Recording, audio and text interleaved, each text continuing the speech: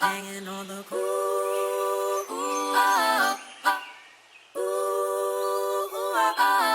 Hanging on the cool.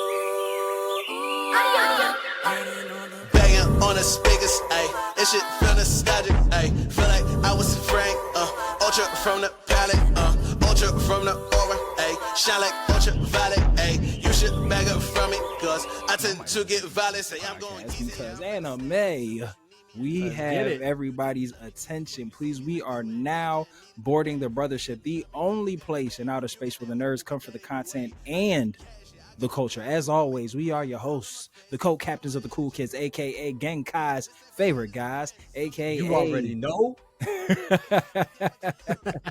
you know, aka the Craig and Day Day of anime. Oh, a new one. Okay, you know inspired me, bro. Let us never forget. Deadly is back on in the podcasting industry, preaching the good word on all things nerd. Tis I, the frozen one, Mr. Matthew Porter, aka a tall glass of gin woo and juice, here with my bro Polly, my pod tonic life partner, the scholar from Planet Sadala himself, Mr. Troll Trav. Beam them up, Travie. You know who it is. It's the kid Troll Trav, and I say this with saying pride because Lord Beers knows your boy never been a cheater, because that's why I stay with one woman like Vegeta. And here at the brothership, what I takes, we take flight. But please, please, please don't come for our heads. We ain't no kites, cause we here. Brothership, GT, the BSPGT. Bow. Gachi. I'm a bow. Gachiakuda. Gachiakuda. Woo woo. We keep on fucking around. We gonna get Togen. Yes, we are here. BSPGT episodes 8. Respectfully for Gachiakuda and Tougen Anki. Gachiakuda episode 8 titled, give me 1 second, I just had it and I lost it. Moving forward. Togen Anki episode 7 titled 1 second, I had it right here too as well. Well, episode 8 for Togan Anki is the unreliable hero. Unreliable hero, that's the one. But and then Gachiakuda, what was episode 8? That's moving forward. Episode 8. Moving forward. Titled, okay. Moving forward. Let's address the elephant in the room real quick. You know, talk to him, boys.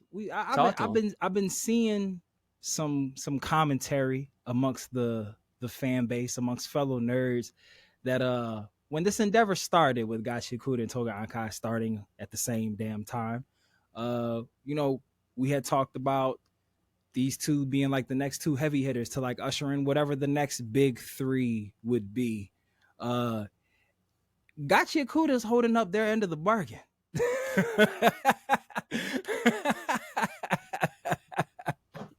So some would say, and Trav, you kind of touched on it last week, that Togen Anki might be leaving a little bit of meat on that bone. You know? A little bit. You know what I'm saying? It's like, you know, when a little kid has a buffalo wing for the first time, you're like, yo, finish your food. Respect the gristle. Get in there. That's what I'm saying. And I just, you know, I think, you know what it is that episode 1 was so fire for Togen Anki. And I just feel like right now what's going on with Tsubakiri and entering into where all the students are, it just feels a little flat right now. Because like, I mean, well, we'll talk about it. The G in BSPGT. Yeah. We'll start with the G, and that's good, and that's got you. I'm just kidding. Togen Anki. Not still G stands for good. The T stands for trying. Yeah. And even for this being a slower episode, still very enjoyable for Gachiakuda. Absolutely. We learn more about Rudo's powers. We finally meet the boss of the cleaners. Baby. Yeah, a black man in charge. And I just gotta say, bro, the representation in Gachiakuda so far has been A1. I mean, dare we say peak? Dare we say it? Dare we say it? And you know, when you see boss man Arca Corvus Corvus. We're gonna say Arca Corvus I'm here popped for it. through, and we said, "Oh shit, it's a brother leading the cleaners," and you know, Because we had it, talked about like his identity, like maybe being a part of the show. Like, oh, why wasn't he there when they came to meet him? Which is still a question. Right. Let us not forget, my man was missing when they came to meet him originally. But yes, black man in charge. Talk about it, Trav. Talk about it. I mean, we love it. We love it. You know, he's very. You know, he welcomes Rudo in when he sees that he has that compassion and is one of them. And so, but just seeing, I'm interested what him and Engine's dynamic is, because they seem like old buddies, like old war, like they got some war. Yeah. They got some war stories together. and Engine definitely holds a lot of respect towards him. You can tell. You can tell that he just views him in a different light, and it's really dope to see a black anime character in that position of power, especially one where this is the big head honcho, but not just like the big head honcho, one that everyone seems to respect. At least so far, there hasn't been anyone that is against Arca, and we love to see that. We love to see a black man in charge. We'd love to see a black man who holds the respect of his peers, and even like Rudo seems like he already can, like, he seems like he has a presence once he pulls up. And so, you know, he's able to give Rudo a little bit more information about how to possibly get back up to the sphere. And, you know, this episode was, like we said, it was slower, but definitely was still enjoyable. We learned more about Rudo's powers and being able to bring out the full potential in all the items. Which is so cool, because, you know, we had thought initially that, you know, like Rudo's like untapped potential, or like going into these items, it just like drained it of its life source. Like it killed it. It killed Grease's talisman. What he thought, how about burying the lead with Grease survived? right. Yeah, the boy Grease. Which is so crazy, because like in the last episode when him and Rudo like had to like the little last moment, he looked dead. I thought that he looked alive-ish. Like the eye was, you know, the pupils weren't all the way dilated, like how you see, they like weren't all the way back. Yeah, and dead anime eyes where all the colors gone. It still seemed like there's a little twinkle in there, and I was just like, I feel like he's not. That's so when they had opened up the episode with Rudo basically mourning Grease's death, and Engine didn't really clarify either way which way. Right. He said, "Let's go pay our flex," and my man was like, "Good." Yeah, he's like, "Yeah." He said, "Yeah, it was popping." Yeah, right? He said, "You good?" He's like, "You won that fight, bro? Like, proud of you, bro." He's like, "Don't think I would go down that easily." Yeah, but we do find out that Rudo, like, he's not killing these objects because his power is so powerful. He's allowing these objects to like fulfill what their inner purpose is, to be seen a way that the world wouldn't look at these discarded objects. Island of Misfit Toys. I feel like we've referenced the term Island of Misfit. You definitely have said it. Toys a bunch of times in this podcast. You definitely have said it. And it's like this show is just kind of matching that energy that like Rudo finds the beauty in imperfection. And I feel like there's a life lesson in there. Like that's like a teachable moment for kids. And it already calls back to him digging through the dumpsters and creating treasures out of that. Yeah, basically. Like why would anyone throw this away? Like there's nothing wrong with it. It just needs to be understood. Like just that whole little monologue when he was digging through the trash for the first time, like seeing that there was something real powerful when Zanka and Rio like helped him figure out like, oh, like nah, like you're actually expressing this item's true potential on some Gohan untapped potential, like mystic items. Name of this episode. And mystic items. And wasn't Arca explaining the two that with the better shape that you take, it doesn't even make sense. The better care that you take of your items, the higher quality of. So which was one thing in Trap. Maybe you got it more than I did. So when they were figuring out how Rudo's powers worked, and he was like doing the experiment on the tea, the protractor and the tea kettle and everything.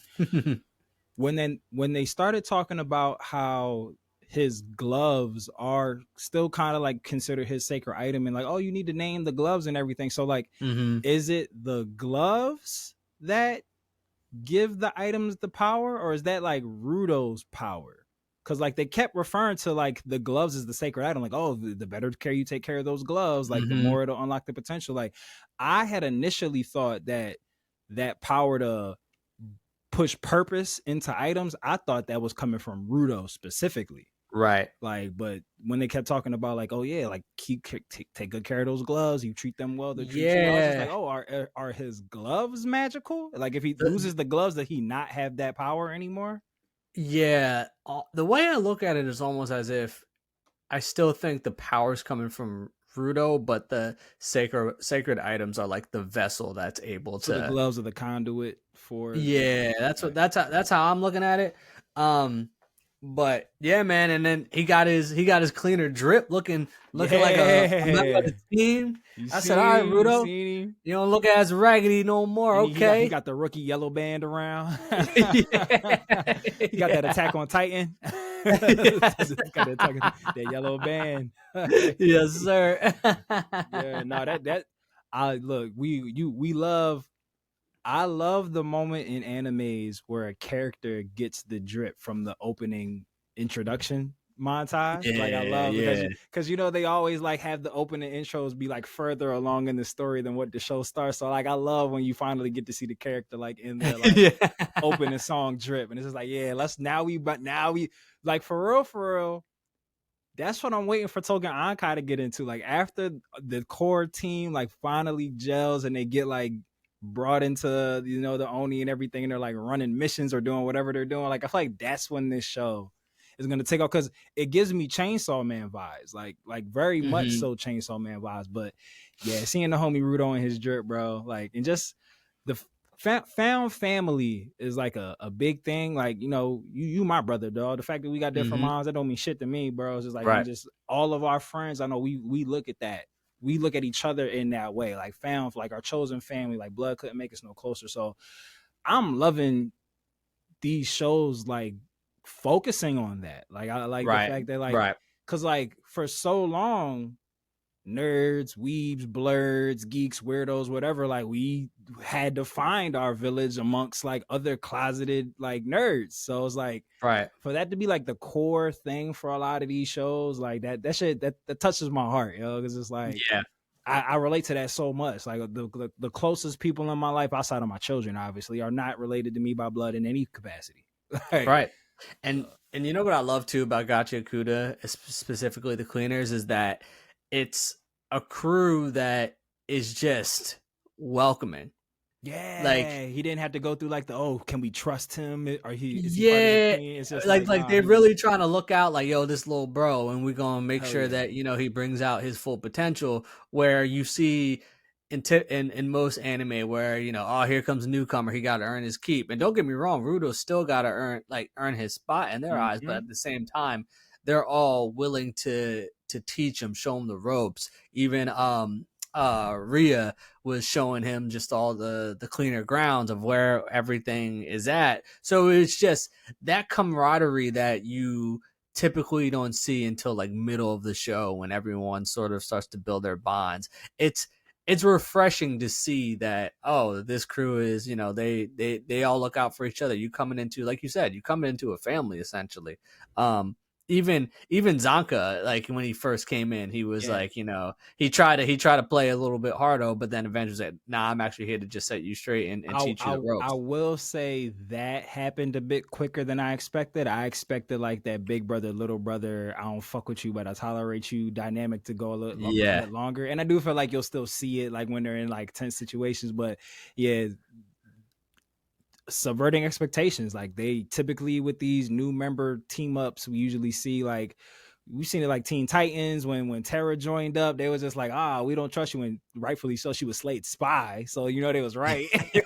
But we see that all the time where it's like the new person like has to like hazing scandal before they get in. So the cleaners, but you know what it is, bro? It's under Arca's leadership, man. Yeah, man. And I love the boss character that the only reason that his underlings or his team fuck with him is just because he's a solid ass nigga. Like I Yeah. love And you those can actually say characters. that in this Yeah. case. Yeah, He a facts, solid bro. ass nigga. Like Captain Obi in Fire Force, like solid ass nigga. Like the eighth fuck with him the hard way because he just rides right, bro. It's just like it's not out of fear.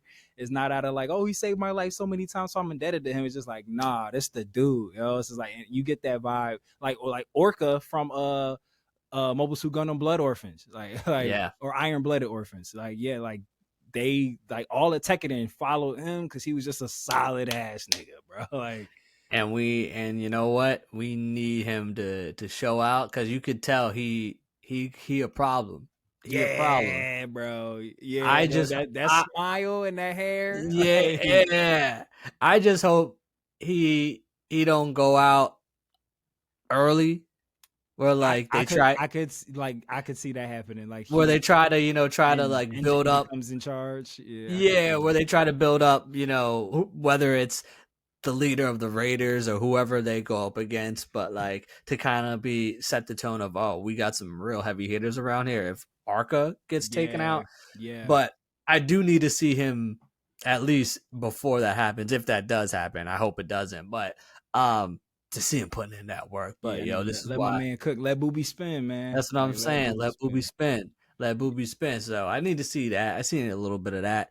I thought we were gonna see, a little bit more of the Raiders leader, but we just got the cliffhanger at the very end. all right. So friend of the podcast, she had put out a fan theory, where she was saying she thinks that the leader of the Raiders might be Rudo's dad, like his biological father. That would be because we know Regto. Well, we don't really know how Regto came to be in possession of him. Like the story is mum.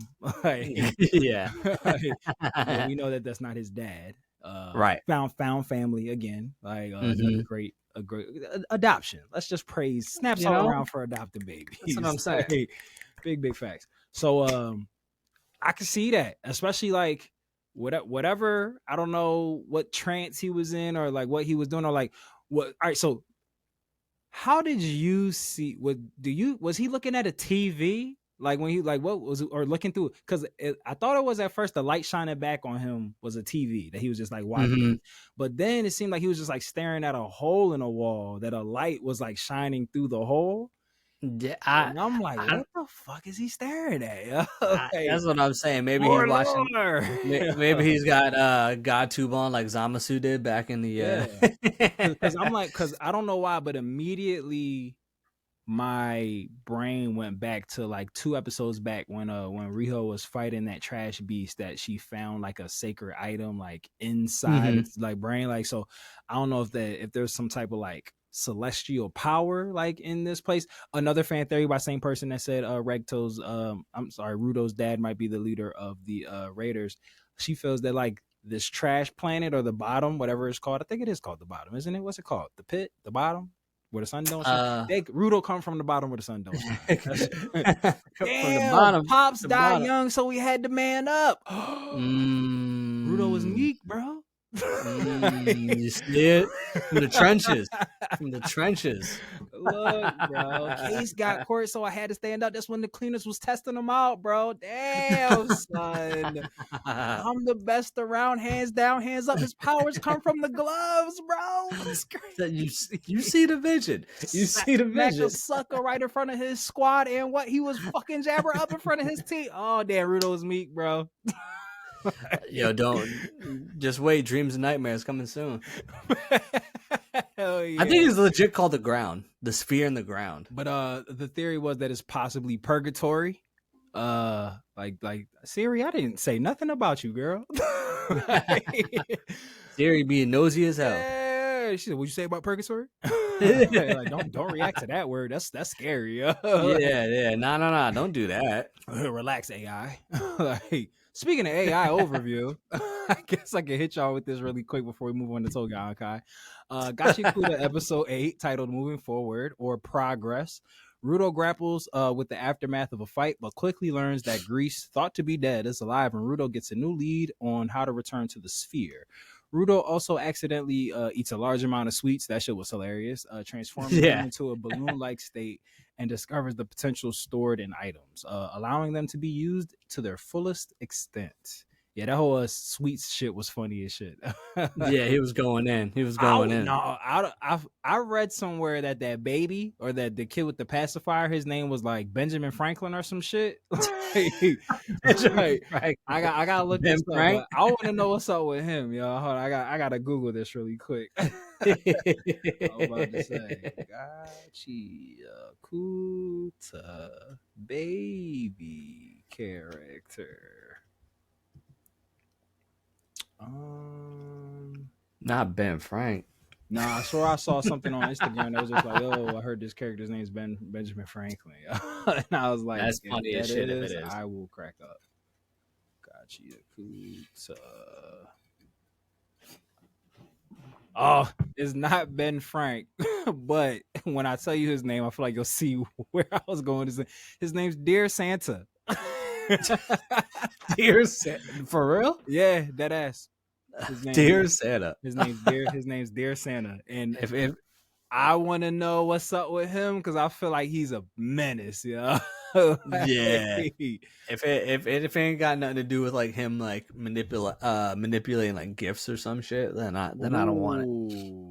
Ooh, that'd be fire, yo. Like, that'd be fire. Young bull, Dear Santa, yeah, that'd toys. Be fire. That'd be fire. On what was on Cat Sith in Final Fantasy, how they threw shit like the horns and the gift boxes and everything. Like, hell yeah, Dear Santa. I want to know what the fuck's up with him, yo. Like he seems, like I said, like he's gonna be a fire character. Yo. Like they gotta control him at all times. You know who he reminded me of? Wonder Whis from Bleach, the baby rocker that was designed to take down Yamamoto. Yeah. Who was like the weirdo bull. Like he reminded me of that type vibes. Like, oh, I feel like whatever his gift is, his power, that shit probably nuts.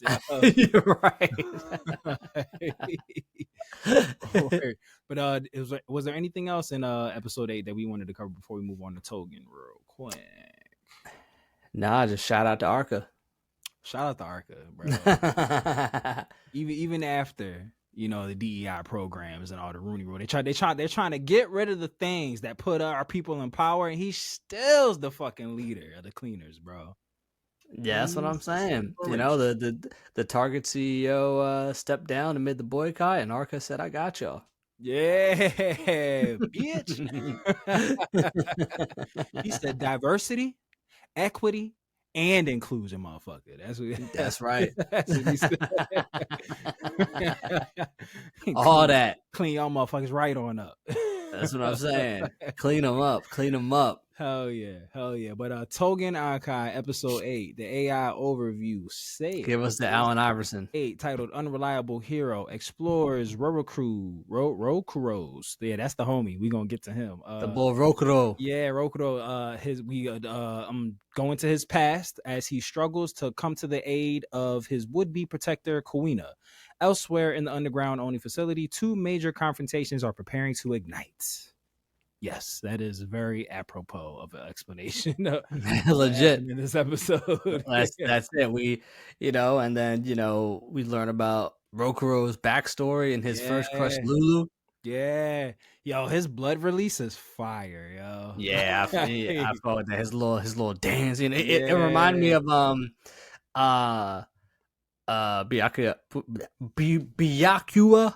Kuchiki. Senbon Zakura. Yeah, it was like the same name actually, because I said the same thing. I was like, oh shit, my man said Bankai. Yeah, right. Yo, dude, all the villains in this show just got big ass titties, because even Lulu did. All of them. And I was like, Lulu don't look like she should have big titties. Yeah, like Lulu that. looks sick. like she looks innocent and pure, and y'all gonna give her that? All right. Yeah. But yeah, no, I liked seeing why he became so timid and how his hair became white. Stress, baby. And you wonder why I smoke? It's because I'm stressed. He said, what do I need? Pocket. She took everything. They shot my man. Well, your man's he our man's. I'm not gonna front on him. They shot our man Madonna some bail. They let us know why he got bitched out. They was just like, oh, he was distracted protecting his peoples. He was protecting the homies, and then look, I love the stimulus package. I feel like the showrunners heard the critiques of Madonna being a bitch, and they was just like, oh, somebody wrote in that line, oh no, if you weren't so busy protecting us, you never would have got knocked out. Right. And they had to make him look extra cool when he got up. He was just like immediately skating away to go find his classmates. Locked in. He's like, yeah, gotta protect his students, I should say. But you know, he's literally Eraserhead. Like, legit. Same demeanor, like everything. You would think he doesn't care, but he actually cares a lot for his for his students. And you know, when they were given the backstory of Rokuro, and when the Mamatoro showed up to his village and killed the only Oni doctor, I'm watching this shit and like fucking issues, bro. I'm like, because I already talked about last week of I need to see a little bit more, but when you already kind of feel that way, and then there are just characters you don't like, bro, I can't stand the Mamatoro, man. They just trash, come in, just massacre, and just and then while we're on that subject, it's all under the they're demons. We're doing the right thing. Yeah. Even when Tsubakiri was like saying to Shiki, like, oh, you can't be talking like that. You sound like a human. He said you don't got rights. Yeah, racist as shit. Like, bro, I can't stand Tsubakiri, man. Like, I need and you know what honestly pissed me off was when fucking Shiki was like pulled out his little handgun and thought and that was his first line of attacks. And then Tsubakiri was like, "Yo, be fucking for real, yo, be real." He said, can we start now? Like, are we serious? Let me ask you a question, Trav, because I was thinking of you immediately when Shiki and Tsubakiri finally like confronted each other. Initially, I had thought, and I'm not 100% sure that I don't still think this, but initially, I was pretty much kind of sold that Tsubakiri was gonna be like kind of like a reoccurring villain, or like somebody who maybe not like the main, but maybe somebody who pops back up, or like in big fights when they get deeper into like show back up. Seeing this interaction, he's kind of giving me like Raditz vibes. Like I feel like he might be the person that is the sacrificial lamb to show us what Shiki's real powers are. That might get back to the Momotaro where they're like, oh, this kid's a fucking gun. Like, he's a problem. Double entendre. Don't ask me how. But like, do you still think that he's gonna like be around, or is he giving you like arc villain of the week? Like I really felt like I was watching Raditz. Like, oh, he feels real important in this chapter of the show, but I don't necessarily know if he's gonna be even around and or important moving past this interaction. I truthfully hope so, because I can't stand that motherfucker. Yeah, I would love for Shiki to kind of go crazy and just murk him, or even Madonna. I feel like that's where he's on his way to. One would assume. Yeah, no, yeah, I would low key. I'd kind of rather want to see Madonna cook him. That I feel like that's what we might get. Like Shiki might try to get some licks off. Maybe he'll lose control, and then like Madonna might come in and like finish this off. Because it feels like, which is weird, I feel like it's confirmed now that Tsubakiri and Madonna have a past. Like they've had interactions with each other, which then makes me feel like, all right, it seems that y'all are familiar to the point that this isn't like the second time that y'all have met. So it's just like, why ain't y'all killing each other? Right. What's up with the kill shots on both sides? Like, why do y'all have a budding rivalry? Y'all are like ops. Right. Like, no, y'all ain't this ain't Magic Bird. Like y'all ain't gonna you're not in it for like the respect of the war. Yeah. Like, there's no honor amongst thieves here, bro. Nah, not at all. And then I gotta do you think Kuina's gonna remember Rokuro's blood release? Because if she does, she might get a little jealous. Oh yeah, dog, yo. When she was getting jealous, fucking curb stomped, bro. Like, bruh, by the shit- ugly, and those Jones yeah. truly are ugly. Like, man, The greatest villain henchman name of all time. Calling them things Because- ugly. because them spot Jones on. are ugly Yeah, as yo, they make me hell. mad uncomfortable, yo. Like, Bro, these things that truly, like, when it was kicking Queen's head in, I'm like, yo, Roku, get up. no, Get up, Craig. I love Get that, like, up. I love that, like, he's having like internal monologue and the narrator's like saying his shit while she's and all you hear in the background is the ugly stuff like Yeah, just stomping her. I'm like, dog. She's getting cooked right now. I love that what you're saying. Like, if Kawina does learn the origin of his blood release, I could see that being like a thing. Like, bitch, you mine? What you mean? What if she starts boxing the blood release version of Lulu? Like, just starts scrapping with her. Yeah. Hell yeah! No, I kind of want that to be a thing now, yo. That'd be hilarious. Like, because I feel like they're gonna have this Rokuro and Kuina thing. Yeah, and I'm so happy. We said this last week. We was like, I hope they keep this a thing. Yeah, and I hope they keep it where it's like he's like timid, but she's always just ready to protect him. Yeah, and I just want it to be them too. Like, I don't want her obsession to be like everybody in the group. Like, she's like obsessed with just Rokuro. Yeah, just like that's mine. She said that's mine, and I'm gonna stick beside her. She said, "My man." Hell yeah! You think Jen gonna do any damage to Momogi? I'm actually I'm excited for this fight. Like, I'm excited to see Momogi get her shit off, because we've seen her like defensive versions of her like cube shit. But yeah, I'm very interested to see like how she uses this technique for offense. But I have faith in my man. I feel like Momogi is again a character that might jump ship and help the Oni later in life. So this I don't think is the end for her. I think her being paired with Tsubakiri, I think she's gonna be torn at some point. Yeah, 1000%. So yeah, so for this, I don't think either. I feel like they keep doing my man Jin like how they do the Prince, how they do Vegeta. Like, I feel like they be having him yoked up and then he gets humbled every single time. So I feel like he's gonna get humbled. Yeah.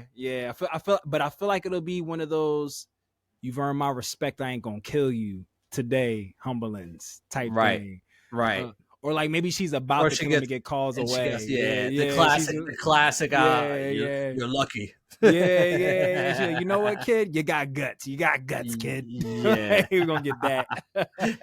or she'll be like turned on or something where she's like, oh, I want to fight you again.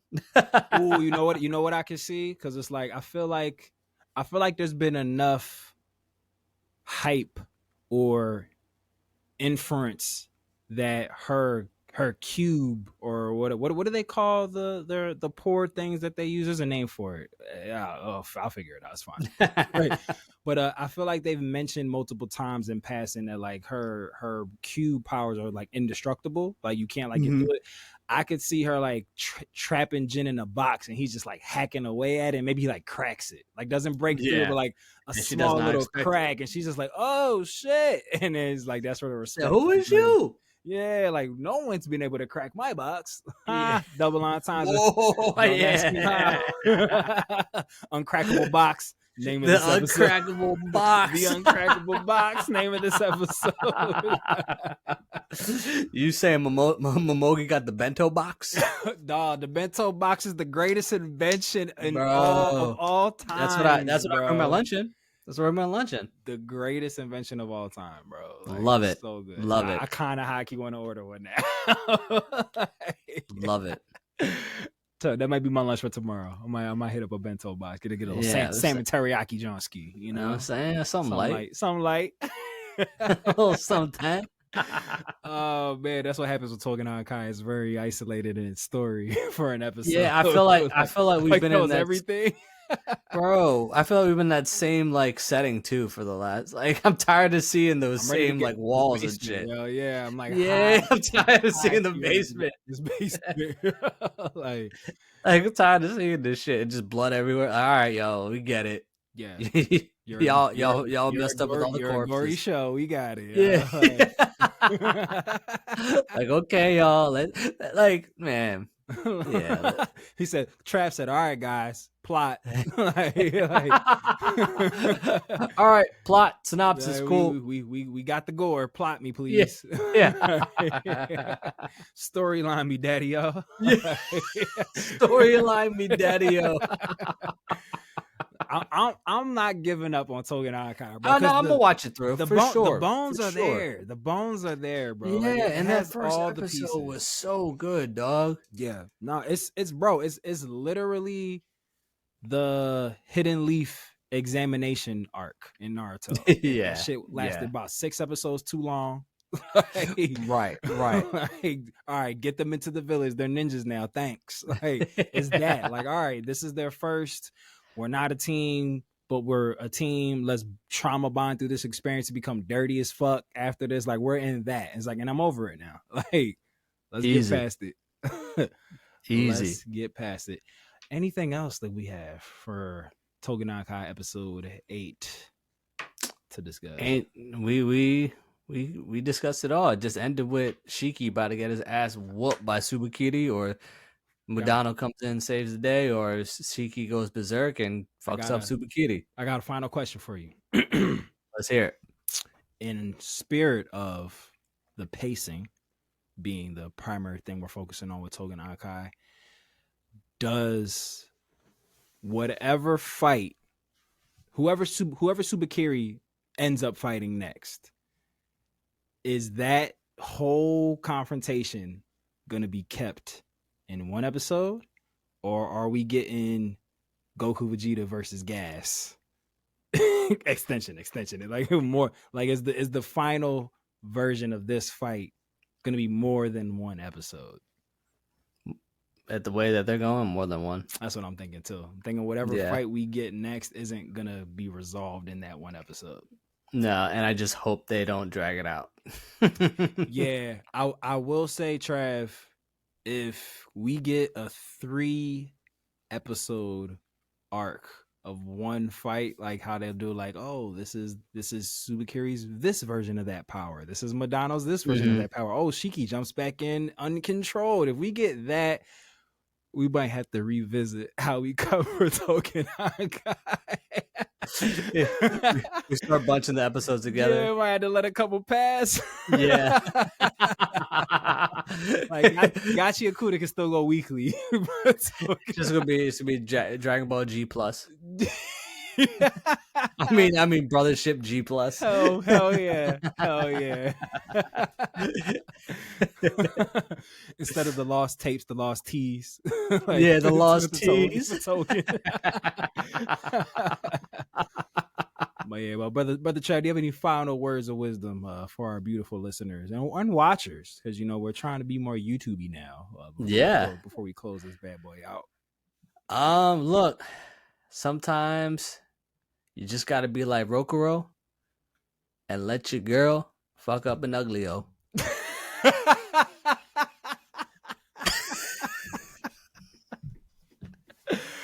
You know what? The way that you can support this podcast and our sister Star Wars podcast is by clicking the all-powerful link tree of might in the episode description below. And just like the North, always remember, whether you watch it or you read it, we all still need it. So open up your nerd eye, point it to the sky, and we will see you next time aboard the Brothership. See you soon, Space Cow people.